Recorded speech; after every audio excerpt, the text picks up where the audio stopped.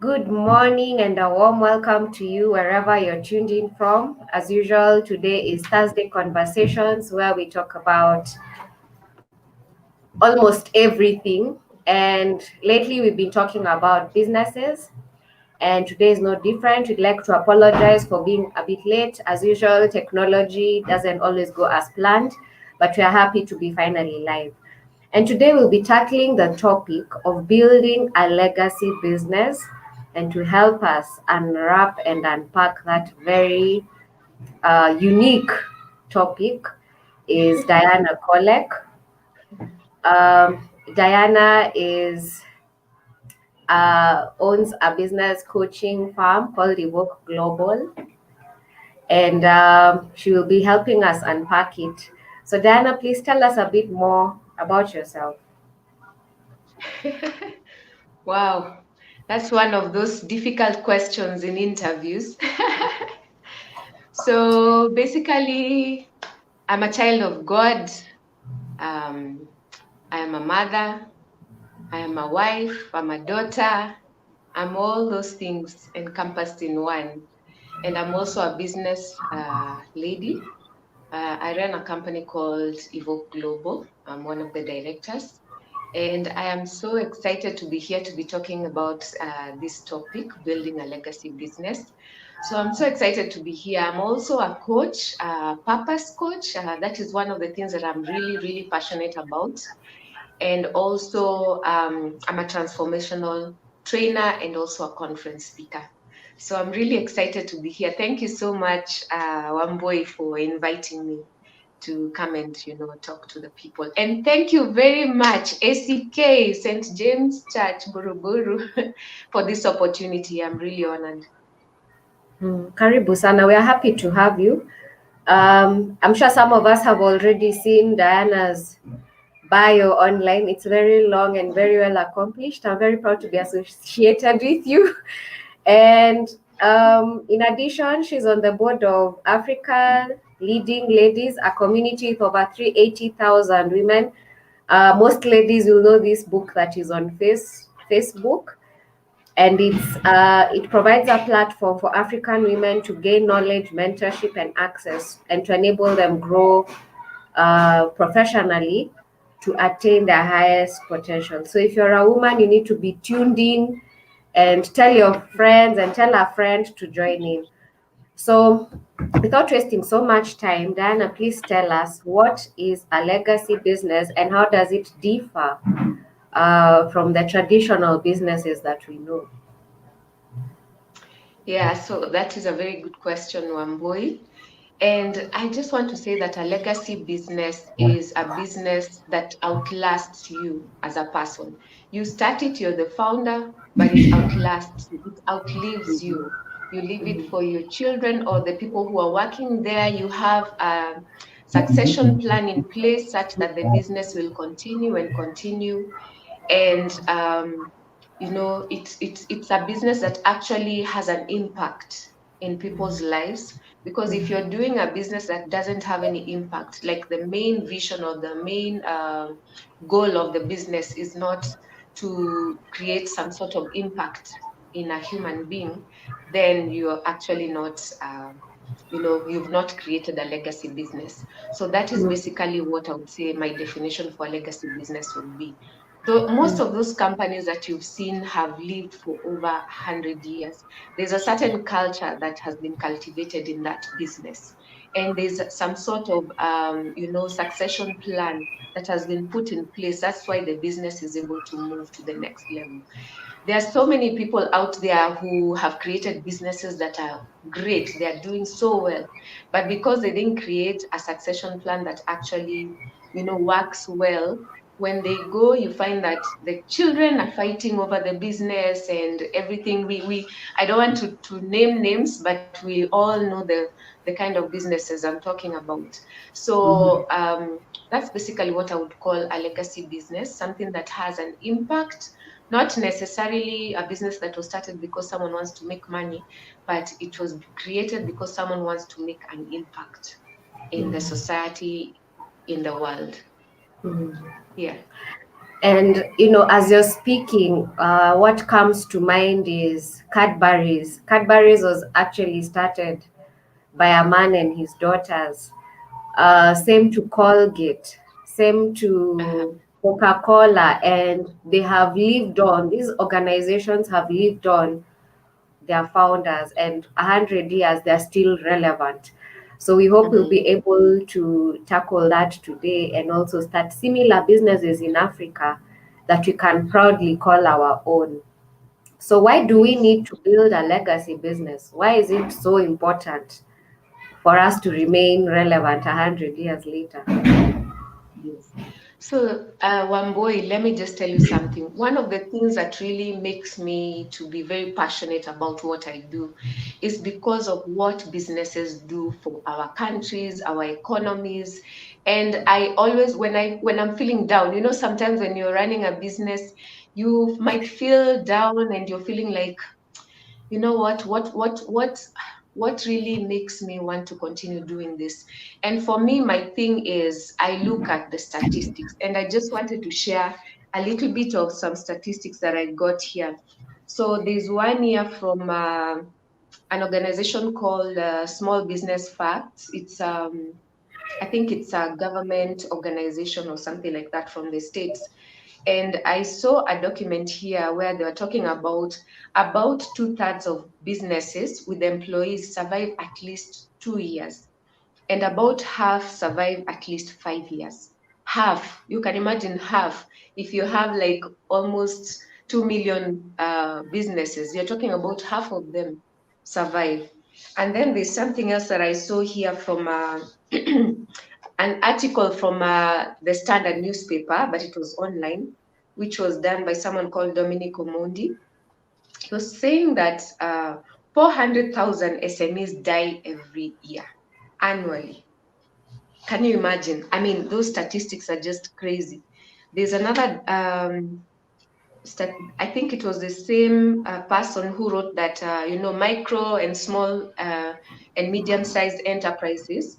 So 2.2 million closed uh, in the last 5 years. So this was something that he was doing. It's some research that he did in 2016.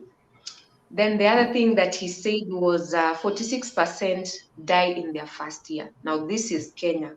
So you can imagine the statistics we are talking about. And then now the thing that really catches me so much is some information that I've gotten here from IMF. So it was a document, I think it was some research done by IMF on the 15th of July 2020. And they're saying that Africa's SMEs create about 80% of Africa's job opportunities. Wow. Can you imagine what that means? And for me, my goal basically is to help the small and medium-sized businesses to move to the next level. Because if these businesses move to the next level, it means that if they are employing one person or two people, they're going to employ 3 or 4 people. I am really, really passionate about young people. And in my 20s and part of my 30s, I've been doing a lot of work with an organization called YALDA. I'm actually one of the youth advisors. The organization actually has like around 15 branches in Africa, and we do a lot of empowerment, and we work with organizations to see how can we be able to help young people to get into business, because you can see, I mean, it means that the government only employs a small percentage of people. The corporate world only employs a very small percentage of people. It is the micro and the medium-sized businesses that actually employ the largest chunk of human beings in Africa. 80% is a very big percentage to think about. So that is why I'm really, really passionate. And I believe that if we are able to build legacy businesses, then our economies will skyrocket I believe that we can go to the next level, and we will not have this problem that you keep complaining about, that we have unemployed youths. So that basically for me is my why. Mm. Thank you, Cyril. And I like what you're saying, because sometimes I think I know the government has its role to play, but at some point we also have our role to play, and Yes. it makes sense that we partner with the government knowledgeably. Mhm. And as you're saying, I totally agree with you. The private sector, the government can only do so much. And now Mhm. this is where the private sector needs to come in, so that even if the government is coming probably to inject a stimulus or something, it already Mhm. finds Mhm. us with a plan, or with, some form of Yes. direction. And thank you for sharing those statistics. They've really put things into perspective. Um, what then are the key pillars of building a legacy business? Yeah, so this was really interesting when it came to my mind, and I was just thinking that, we normally say, like, if you listen to the most successful people in the world, you hear them talk about the fact that success leaves clues. The Bible in Ecclesiastics, it says that there's nothing new under the sun. So when I was thinking about this, I was like, so how, what really would, there definitely must be a formula of how to create a business that will, will outlast you, and it will continue on, and, just creating a legacy business. And I was thinking about this. I think this is just an idea that the Holy Spirit brought on my head. And I realized that there are three things. We can relate a business to a human being. So a human being cannot survive without three things. You cannot survive if you're brain dead. You cannot survive. If you don't have blood in your body, you cannot survive. If you do not have your bones, you cannot move. You cannot do anything. You'll be paralyzed. So when I thought about that, and I even thought about um, how a business would run, and I looked and I saw some very distinct relationships between a human being who is living and a business that is actually living and active. So I came up with these three ideas that a business can only survive if you're able to balance these three things. So I'm calling them the body, or the bones, the blood, and the brain. So we have these three key things in business. So number one, the first one that I want to start with is the brain of the business. So the brain of the business here, we are talking about identifying the internal capabilities that you have. So here is where I'm really passionate, and people tell me when I'm doing the training, I look like a pastor. So I really love talking about the fact that when you're looking at your internal capabilities as a person, you want to start a business, or as a group of people, you have to look at what is it that you have from within. What is your purpose? And I try to help you, find a way of aligning that to whatever business you want to create. So you have to really know what your purpose is, because that is basically one of the key things that will help you, that will hold you, that will give you the what do I call it? Like the strength to continue even when the business becomes tough.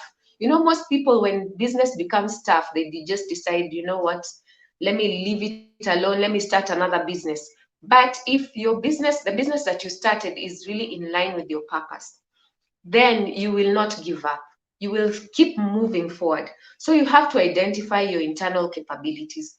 You have to also identify what is the capacity. What's the capacity that I have in terms of, you're looking at what do you need to be able to start this business? Where can you find these things that you need? And also, the opportunities that you need, the opportunities that are available around you. What problem are you solving? So you can't just start a business because you're saying, oh, this is my purpose, but you have not really aligned it towards the problem that is out there in the community. So what problem will you be solving? So that's what we're talking about, the opportunity.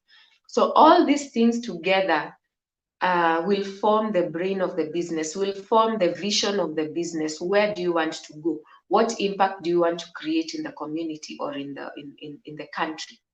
So that is number one, the brain of the business. Number two is the blood of the business. Now, this is where people go wrong. Okay, you've identified a problem in the community, and you're like, okay, now I need to set up an office. I need to, buy furniture and do all these things. So even on your business plan, the first thing that you're thinking about is how do I, where do I get money for all these other things that are not directly related to you making money? And that is a wrong way to go. I think the second thing should be think about the blood of the business. The blood of the business basically means your sales. Are you able to sell? Do you have cash flow? If you're not selling, you will not be able to have cash flow. So that is number one. Number two, after you've identified what it is and you've aligned it with your purpose and you've identified the problem you want to solve, go out there, speak to your customers, find out how can you, create a solution for the problem that they have. Go back, create the solution and sell it. Start making money. If you want to get some sort of funding from an investor, from the bank, anywhere, first of all, what they're going to ask you is what are your cash flows? What are your revenues for the last 1 year? What are your revenues for the last 2 years? Those are the things they'll ask you. They'll not want to know whether you have a big office somewhere or you have furniture, you have a big sleek car, because the kind of business you want to start is, the high level kind of businesses. So first of all, you have to start this business with your own money. And if you don't have enough money, then you have to really be resourceful to find a way in which you can create the product that you need to create for the market, and you go out there and sell it. Sell, sell, sell, sell. That is number two. Then number three is the bones. Now here we are talking about the structures of the business. We are talking about the systems that you're going to put in place. If your bones are not working, you know what happens? You're going to be paralyzed, meaning that you cannot move. You don't have mobility. And that basically means even if an opportunity comes your way in your business, you'll not have the capacity to be able to do that business, because you've not created structures in place that will be able to, hold the business. And like, for example, okay, you're selling and all of a sudden a very huge opportunity for you to like create whatever. Maybe you're selling bags and you're told we need 1,000 bags. If you don't have the structures in place, if you've not thought through what will be the structure, like for example, you only have one sewing machine and you have maybe 1 or 2 employees, have you thought through to see, okay, fine, as my business grows, if in case I get a big order, what will I do next? Have you created a network of people where you can go and tell them, oh, there's this business and we can work together to be able to achieve it? Have you thought through? So basically what I'm talking about is thinking through this whole process and being able to create a machine. You create a business that is a machine that will be able to propel you to the next level. And I just wanted to talk a little bit about the opportunities that we get. We need to understand the needs in the market, and then how we are going to provide this solution. So I always like relating this to design thinking kind of system that you can work on. First of all, you have to think of what it is. What is it that you want to do? You need to brainstorm. You need to look at, what are the challenges out there and how can you come up with solutions. Then you go to what works. So what works for your customers? Sometimes we make a mistake, especially those people who are in the service industry. You take to the customer what you think they need, but you didn't go to the extent of trying to understand what the customer needs first before you create your product. So it's very, very important for you to think like that, to think in terms of what does a customer want, connect with your customer, try and get as much information from them as possible, because you can go create a program and then you find that, oh, the customer doesn't want that, they want this other thing, and you've already wasted your time, you've invested a lot of money in creating the product. So it's very, very important for you to find out, and then after that you go to the next step of what wows. So what wows the customer? Here we are talking about your competitive advantage. What is your competitive advantage? And here I just wanted to emphasize what we mean by a competitive advantage. My favorite company to talk about is Equity Bank. So these guys, I went for a talk one time with the CEO of Equity Bank, and he was talking about how he was saying that the banking industry was already saturated, but he wanted to find a way of, bringing in as many people in the banking sector as possible. So many people, were putting their monies in their mattresses, and they were not able to access the bank because the banking sector was very expensive. For you to open an account, you needed to have like 20,000 shillings deposited in your account, or 10,000 shillings, and not so many people were able to do that. So for him, he thought, in the brain of the business, he thought, what is it that we want to be identified with? And he decided that he wants to be identified as a business that there's that saying that we used to say, that you are a member. You feel like you're part of family. You are part of the family of Equity Bank, and you're saying that I want to be a member because you feel like the culture of the organization is very friendly. They actually opened up the banking sector. So people would actually go to the bank and they would go talk about their problems, and they would go talk about the challenges they're having in business. And they were saying that they are listening partner, and clearly they were. So that we are talking now here about the culture of the business. So as part of creating a competitive advantage, you can think about, what type of culture do I want to create in my business? The other thing is the processes. So like, for example, if you're in the business of food, so everyone is doing food business, right? So you're thinking, okay, what would be my competitive advantage? So for example, you would think that, let me create a business where I can be able to serve my customers as fast as possible. Like if they order for food, they get it within 3 minutes. So you might decide that now your competitive advantage will be on the processes that you've set up in your business. So that is another thing that someone can think about when it comes to a competitive advantage. The next thing is, for example, cost. Now, right now, everyone is going to Carrefour. It's a French word. I don't know how to say it. So they normally tell you that if you can go elsewhere and you find a product that is cheaper than what they are selling, they will give you, I don't know if they're going to give you a refund or something like that. I can't really remember, but that is their competitive advantage. So you always have to think in terms of what is going to be your competitive advantage. So I just wanted to bring that about, so that we are clear when we are thinking about, creating a business that will outlast you. You always have to be ahead of the pack. You always have to think, what is it that will put me higher than my other competitors? What will take me to the next level? What will be that thing that people will identify with me as a business, and everyone will want to be associated with me. So that's basically it. Thank you. I'd just like to acknowledge some of our audience online, at least those who've commented. Eunice Mokami is saying she's tuned in, welcome. Quinta Okware is also saying she's tuned in, welcome. We are also waiting for your questions and comments as we engage Diana on this interesting topic. And I just want to summarize.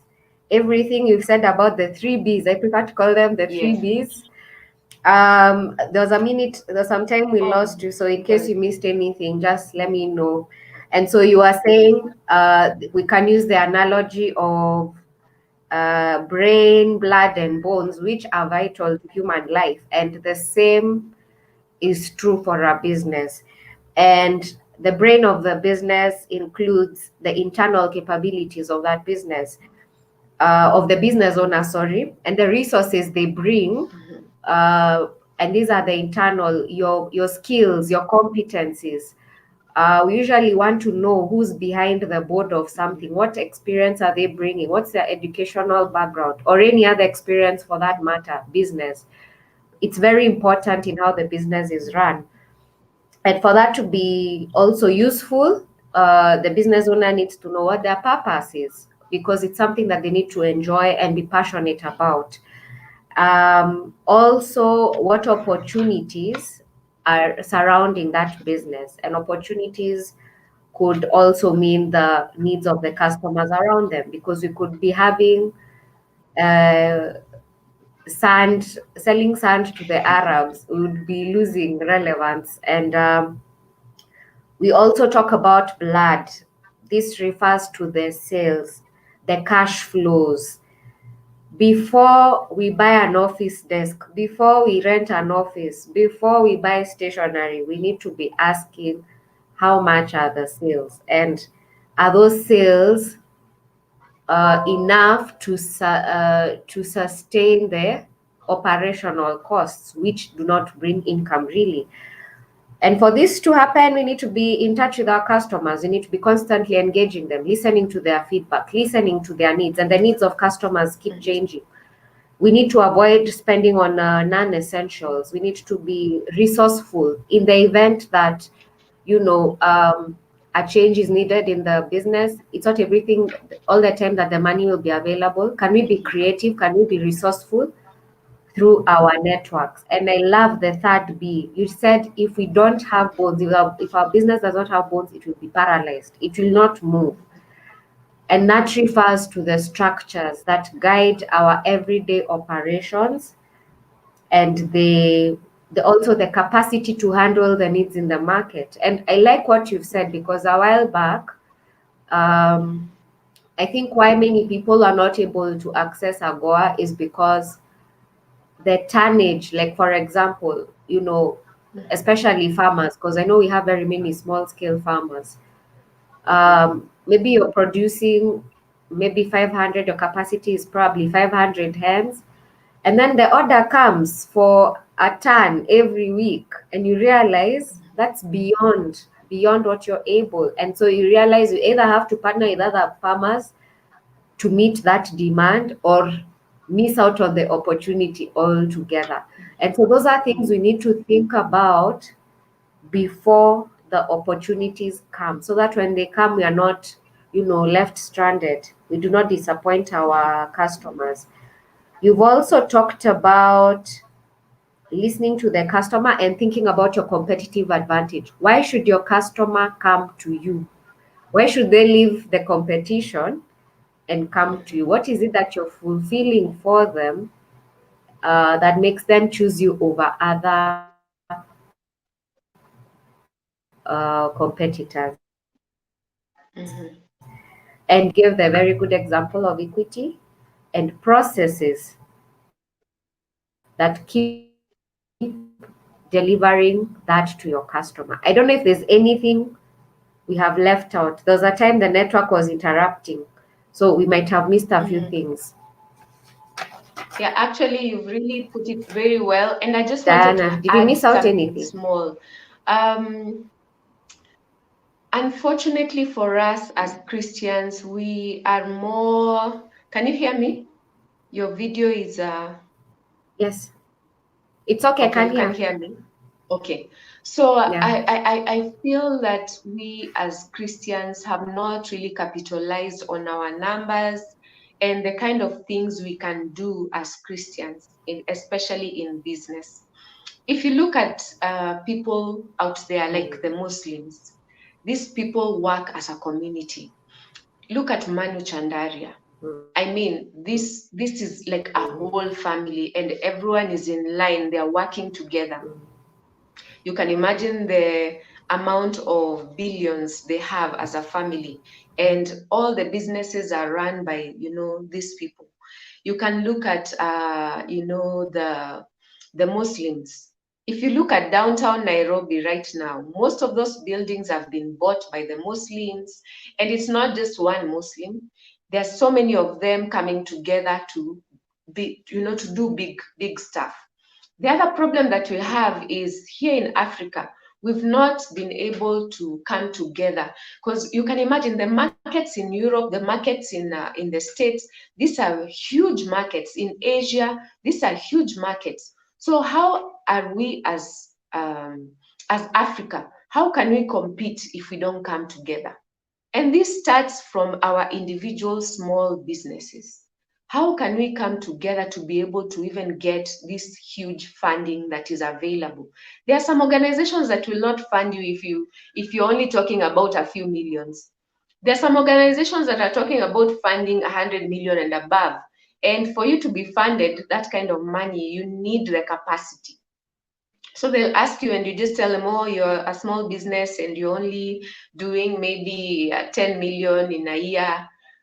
They will not fund you. So how can we come together? How can we form consortiums that, will be able to actually, have the capacity to do bigger business than what we're doing currently? If we want to, like, be able to export stuff outside, especially food. I mean, Africa, come on. Food, everyone needs food. During the corona period, the business that did not die was food business. And we have the land. I mean, God has really blessed us as Africa. What are we doing with our land? How can we consolidate all this land that we have to, be able to farm and export food out there? Those are some of the questions that I really that really stress me out. So I mean, there's a lot that we need to start thinking about as Christians. As Africans, we really need to start thinking in these lines. Let's stop thinking individually and selfishly. Let's start thinking of how can we work together. Let me tell you guys, collaboration is the new competition. There is no longer competition.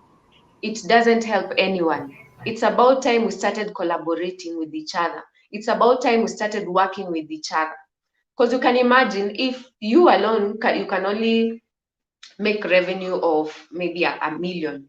What about you join with another friend of yours who is doing the same business, or someone else who is doing a complementary kind of business, or something else that goes in line with your business? What about you partner together and make 5 million? That means if you divide that, the revenue will be 2.5 million. Let's stop this competition mentality and move to collaboration. Thank you, Seren. I like what you've said, Dan, about social capital. It's something I've also wondered about because not all opportunities will we be able to access as individuals. Sometimes you need the goodwill of being in a group, and especially an established group that is purposeful. And we have that a lot in churches. Some of us have attended churches since we were little. So we've been in that community for probably more than 20, 30 years. So people know where you live. They even probably know your home in that country. And it's not necessarily monetary opportunities, but that just that goodwill, like you're saying, a funding opportunity has come, and they're asking who else knows you. And if you can quote your church as like that, many churches now are becoming more progressive. They're realizing, in addition to Sorry, you're breaking up. can do it in very, very simple ways without mainly detracting from the main aspect of spirituality. It's possible and it's doable. And definitely, that's a conversation I'd like to continue with you on another day on how Mhm. we can make it practical. So, you also help entrepreneurs, fine tune their businesses and Mm. their ideas in their mind. Tell us a bit more about that. Okay. So, so basically, you're asking like, what are some of the things that I do with entrepreneurs? Is that the question? That's it. Okay. So basically, what I do, I am actually a business coach.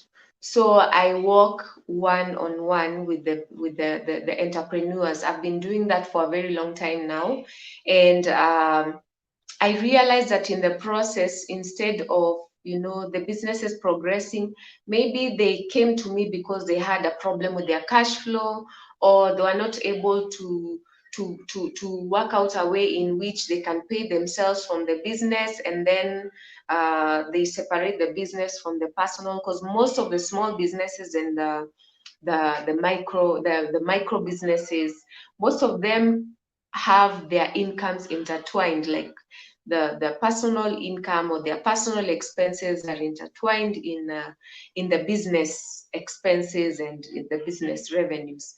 So someone would actually come to me and they will be like, okay, I'm actually selling a lot, but I'm not experiencing, I'm not seeing any profits coming through. So I realized that different businesses have different issues. Someone will be like, okay, I have this opportunity, but I'm not able to fund for it because I don't have the capital. So I help them with such bits and pieces. But over time, I came to discover that, what, we need businesses to have, um, let me say, a full transformation. It's not just a one-time training that I do with them, or a one-time coaching that I do with them, or a process, but it should be a holistic kind of a program that I needed to create to be able to cause a transformation in the businesses. And that's the reason why we came up with the Flourish Entrepreneurs program. The program is actually a 12 months program, very, very intensive. And in that program, we actually help these people to, we help them with the three key things that I talked about. And these three key things have four distinct topics that we will be talking about in 4 months, each of them in 4 months. And that's why the process it will take you 12 months to actually implement. And we are just not doing trainings. I personally have gone for so many trainings out there. And the other thing that I came to discover is that you go for a training, you get really excited, you learn all these things, but unfortunately, because you're in a group, you're not able to actually customize the training towards your business. And you go back home, you're so psyched up, you're like, yes, I'm going to implement this. So when the following day comes, you look at your notes and you can't really see the connection between what you're being taught and the business that you're running. And you're like, okay, so what do I do? I cannot access the trainer, there's no follow-up mechanism and all that. So what we decided to do on the program is that we actually have a follow-up mechanism. So we do the training in a month, then we have an execution day where a coach calls you, and you have a meeting with the coach, and you actually talk about what you learned on the training, and the coach will walk you through the process of implementing it in your business. Then the other part is we have an accountability coach who will follow up with you on a monthly basis to just find out whether you're able to implement what you are taught, and whether there are other challenges. There might be other challenges or urgent things that you need to be sorted out in your business as you continue through the program. So basically, the training is really, really robust, and we have a 3-point methodology that we use. So we actually work on your mindset. We realize that the biggest challenge for entrepreneurs is the mindset, having an entrepreneurial mindset. Then the other thing is that when you're coming for the training, that's where now you're taught the skill sets, and we give you the tool sets to be able to implement the things that we are teaching you. So we have a 3-point methodology that we use for the training. I realized that just doing a one-off training, or just someone coming to you as a coach, you do some coaching session for 2 hours and that's it. It wasn't really, I didn't see it as adding value. And for me, I am this kind of person who is always for transformation, not just earning money, but I want to see the transformation in your business. So that's currently what we are doing in the Flourish Entrepreneurs program. Yes, thank you. Thank you for sharing. I like what you've shared, and especially about the mindset, because if we don't deal with the mindset, it will always be the unseen obstacle. We know what we want, we have an idea of what it is that we want to achieve, but there seems to be this invisible barrier that delays or even hinders achievement of those goals.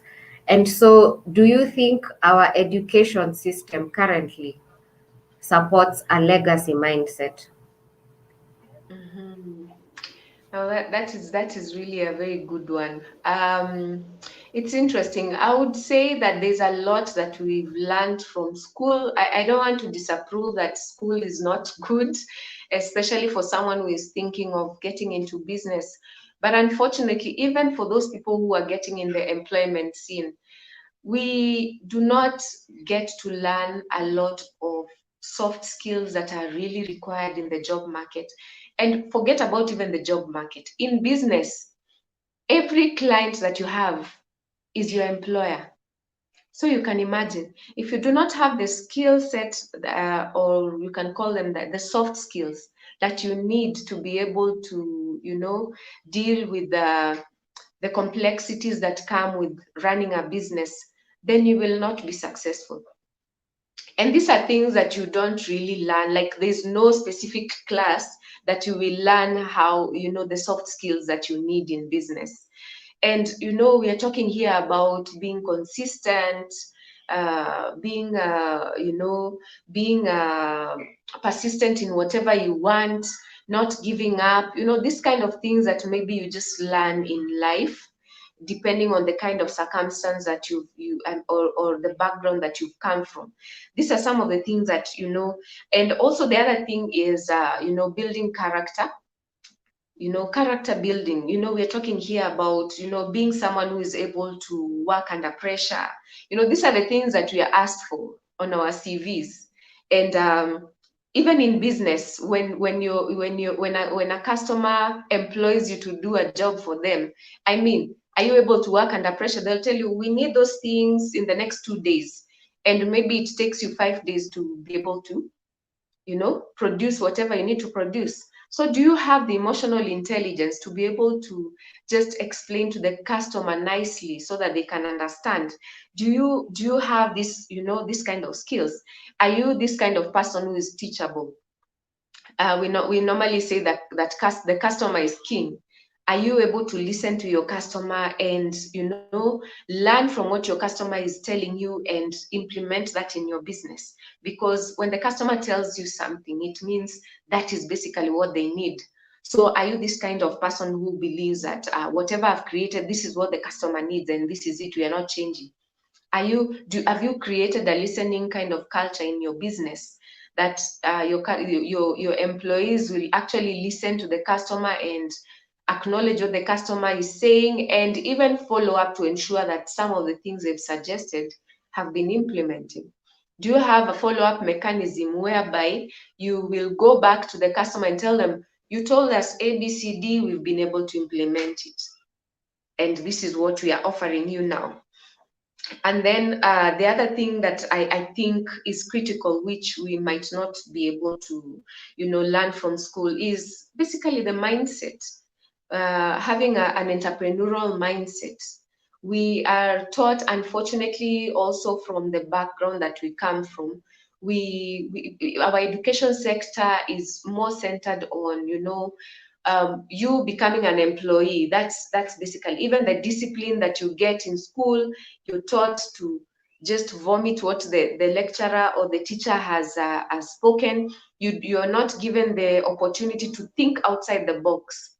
And in business, you have to always think outside the box. What's the next best thing? You can't just say that, okay, this is our strategic plan. And I'm actually a consultant when it comes to creating a strategic plan.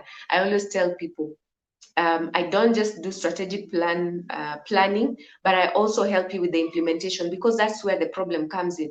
You create a strategic plan, and when it comes to now the implementation, you look at it maybe when it's time for evaluation, or you look at it maybe once every three months because the management requires a report.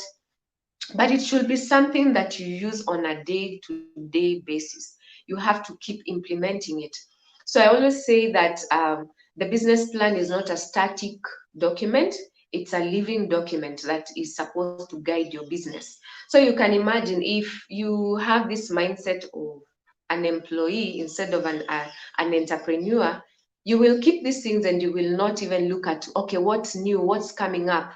You must have a mindset that is really open to opportunities out there, that is always looking out for the next best thing out there. And if whatever is happening outside there in the environment is different from what your strategic plan is talking about, then you definitely have to go back to the drawing board and say, okay, we say that this is one of our objectives. This objective is outdated. What do we do about it? Let's change it. So I know people spend a lot of money, millions, creating a strategic plan. And when you think about, redoing it or changing a few things, you think about the cost implications, but I'm telling you, it is important. That is how you will create a legacy business. Most of the businesses die because they're outdated. Think about Kodak. Kodak is an excellent one. They actually had this idea of creating a digital. They're actually the first ones who had this idea of creating a digital camera. But unfortunately, I can't really remember the story very well, but they didn't implement it. So the company basically, died because the technology was outdated. We are moving to the next best thing. We can see from our phones, our laptops. I have a laptop here that is a laptop, but it's also a tablet. You can imagine the way long time ago, like I think in the 80s, we used to have these huge computers. They were called mainframes. I think it's maybe in the 60s or I don't know. I can't really remember very well. But they used to have these huge computers. Right now, it's just a small thing. Right now, I'm using my phone for this call, you know? So technology is really evolving. And if your business is also not focusing on, technology and how you can always keep improving. And unfortunately, these are some of the things that are not really taught in schools. We are not taught to think about what's the next best thing. What's the next best thing? We keep being taught about the things that happened in the past, but life is moving on. We are moving to the next best thing. Everyone wants things to be done the most sufficient way, effective way, simplest way, fastest way. So everyone is thinking in those lines. So I think also the education system needs to evolve. It's about time. Corona has helped us to see that education is now going online. So it's about time. Thank you. And I think CBC is trying to address that, because I think the approach is more centered on helping Mhm. children probably discover their talents, use their Yes. experiential knowledge more, Mhm. because there's no shortcut. Mhm. Experience is the best teacher. And there's also the use of Yes. mentors and coaches. But like you're saying, in business, you have to be an experience to activate that part of your brain that has to think outside the box. And Yes. I hope I hope CBC will capture that so that we have Mhm. students who are not only, there's nothing wrong with being an employee, but they also have an entrepreneurial mind. Whether they're an employee or Yes. they're a business owner, they're able to think. And I'm sure most employers will appreciate an employee who goes the extra mile because they're bringing Yes. something to the table. Mhm. Um, and it's very important. We've talked about everything um, in setting up a legacy business, the bones, the brains, the blood. But I think of it like a relay race. If you drop the baton, Mhm. that alone is enough to be disqualified from that race. So, Mhm. what are some of the mistakes we make in handing over that Mhm. legacy business? And what can we do Mhm. about it? Okay. So I started by talking about having a succession plan. You create a business, and of course, when you're no longer here, you expect that your family will inherit the business. But I think it's about time. In the African culture, unfortunately, we do not really believe in this, will, writing a will. People think that when they write a will, it means they're about to die. It doesn't necessarily, total to that. You have to have a succession plan in your business, especially if you build a business that you know is going to go to the next level, and you're going to actually the business will outlive you. You have to think, who is the next best person? And this, I just want to speak to employers right now. We have a big problem where you find that maybe even in the big corporations, a very good opportunity comes up. Maybe someone resigns from a job, and instead of looking at who is the best person to take up this higher opportunity, or this position that is higher than them, instead of looking for someone internally, we go out there and we look for someone from outside who has no idea what the culture of the organization is, who does not who will actually come and learn from the people who are there internally. How do you think the people in there feel when you do that? Okay, fine, I would understand that probably there's a certain maybe bad culture that has been developed that needs to be changed in a certain department or whatever, and you need someone externally to come and change that. I would understand that.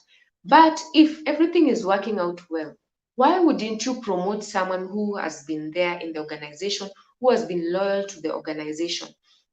I think this is one of the things that I think really ail some of the businesses and the big corporations that we have out there. And it reaches a point where someone will just be like, okay, they don't want to give me this opportunity. You might find that they will not even train the new person well. So this person will come, and the process of just getting used to the system will not be as smooth, because someone is feeling aggrieved. Maybe they applied for the job and they were not given that opportunity. And basically what I'm talking about is, if you have if you have a clear succession plan, where you know that from this point, if you have, and you know your employees, and you know those people who are really doing a good job, promote these people, take them to the next level. If you're not available, even when you're alive, and it reaches a point where you feel like, okay, now it's time for me to retire, I need a new CEO. Promote, start mentoring someone within your company. Someone, you work with someone, so that they can succeed you after you're gone. Not necessarily dead, but after you resign or you retire. Get someone, hold their hand, and create some sort of culture that the company, everyone knows that this is how you progress from one level to another. Because you can imagine, you might find that in an organization there are people who have stayed in one position for a very long time. Try and find out, what are some of the reasons. Is it that they need some sort of training, or is it that they have been placed, or they got into that job and they realized that this is really not what they were meant to do in life? I mean, even I would actually speak to the HR people. Before you get someone, before you employ someone, try and find out what really are these people passionate about, and is it really in line with the position that they are going to, if they are coming to. Because people apply for jobs before because maybe they need money, they have been unemployed for a very long time. But it's very important to get the right people for the right positions. Because if you get someone who is not really passionate about that particular job, they'll just work in it because they need the money. But at some point, they'll get bored. They'll just start doing the bare minimum. They'll not go the extra mile. They'll not feel like they're doing this for themselves. They'll be like, let me just do what I need to do. At 5 p.m., they're out. If you force them to be in the office by 8, they will be there, but they'll not be working. So it's very, very important to be able to place the right people. And as you place the right people, have some sort of mentorship program. The managers need to be able to mentor the people down there. The senior managers need to be able to mentor the managers. And the CEO should be able to work very well and mentor the mid-level managers. So it's very, very important to have that kind of succession, so that you know that even when you're away, you have some sort of policy that is in place for the business to continue in that process. And I believe that it's okay to bring in new people. I have no problem with that. But just think about the people that you have currently. As I said, your internal capabilities, what do you have? Do you necessarily need to bring in a new person? Why don't you just promote the people that you have internally? And you might even find that it will be cheaper for you, because you might get someone out there who you're paying much, much more than the people who are currently working. And this person will not bring in any value because they need some time to get used to the system. So let's think in those lines. I would prefer a company where you bring in people in the lower level cadre, then you grow the people who are internally in the business. Yeah, so that's pretty much what I would say for that. I couldn't agree with you more. A good leader leaves other leaders behind them, Exactly. and it's through what you're saying, constant development of good talent that's within. Before we look outside, can we look within? Let's work with those that we have. Let's invest in those, and then also reward loyalty. If someone Mm. is truly sold, because loyalty is hard to find and quite expensive. So if you have a loyal employee that is good at what they do, it's probably better to work with them before looking outside. I think we've pretty much covered everything, unless you want to add something on any other cultural limitation we have in Africa when it comes to legacy business. And I know we addressed it Mhm. slightly when we were comparing to Asians and Arabs. I think Yeah. it's in their culture. I don't know what other limitation we have as Africans that we need to address. Mm. Okay, so that is a kind of a difficult one, but I'm just trying to think. In our culture, especially in the African cultures, you would find that mostly it's the men who actually went out there and got jobs. Most of our mothers were housewives, or maybe they were employed, maybe they are teachers, those very simple jobs. And I would maybe the one thing that maybe I would mention is, especially for women are very, very good business people. But unfortunately, you might find that a bigger percentage of people in business are actually men, and the women are left to stay at home, or they are employed because probably the family needs some sort of medical cover, and they need the woman to be there as the backup in case business fails. The woman is like the backup, and they just do this job because maybe they're even paid very minimal, but they have some sort of medical cover, so they're able to take care of the family in that line. They're able to take care of the simple things like food and all that.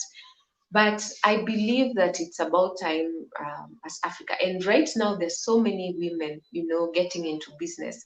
And I think it's a very positive thing that men should let their women do business. Here I'm talking about our parents. I'm talking about, our parents. Let our women go out there and do business because they are very, very entrepreneurial.